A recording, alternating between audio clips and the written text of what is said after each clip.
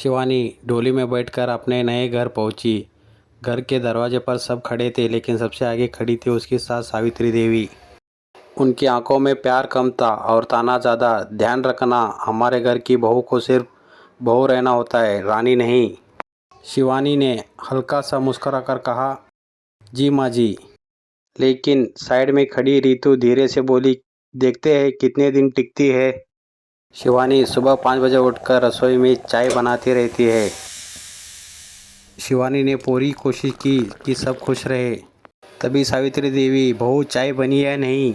सावित्री देवी चाय पीते पीते बोलते हैं, चाय अच्छी नहीं बनी, चाय में शक्कर कम है। शिवानी, जी माँ जी, ध्यान रखूंगी। शिवानी को थोड़ा बुरा लगता है, लेकिन सावित्री देवी को हर काम में कमी नज़र आती है। रोटी गोल नहीं है, सब्जी में नमक ज़्यादा है। तुम्हारे मायके में कुछ नहीं सिखाया है क्या? रीतू भी बढ़ती है, माँ आजकल की लड़कियाँ बस फ़ोन चलाना जानती है। शिवानी चुप रहती है, उसके आंसू अंदर ही अंदर गिरते रहते हैं। शुरू में अमन शिवानी के साथ देता है, लेकिन धीरे धीरे माँ की बातों का असर होने लगता है। शिवानी, थोड़ा एडजस्ट करो, माँ को बुरा लगता है। ये लफ्ज़ शिवानी के दिल को चुभ गए। एक दिन झगड़ा इतना बढ़ गया कि शिवानी टूट गई। मैं कभी अपने घर को अपना घर समझा, लेकिन शायद मैं यहाँ मेहमान हूँ। अमन और शिवानी के बीच में दूरियाँ बढ़ जाती है। एक दिन सावित्री देवी अचानक गिर गई। घर में सन्नाटा छा गया। शिवानी दौड़कर आती है और डॉक्टर को फ़ोन लगाती है। डॉक्टर जल्दी आइए, माँ अचानक गिर गई है।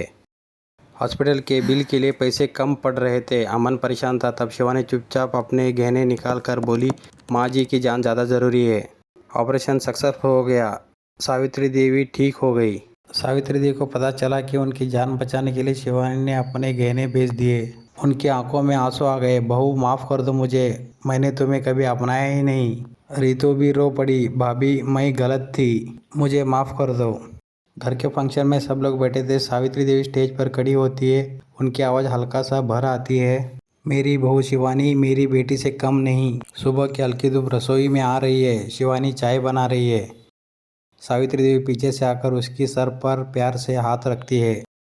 अमन दूर से देखकर मुस्कुराता है। घर में पहली बार सुकून महसूस होता है।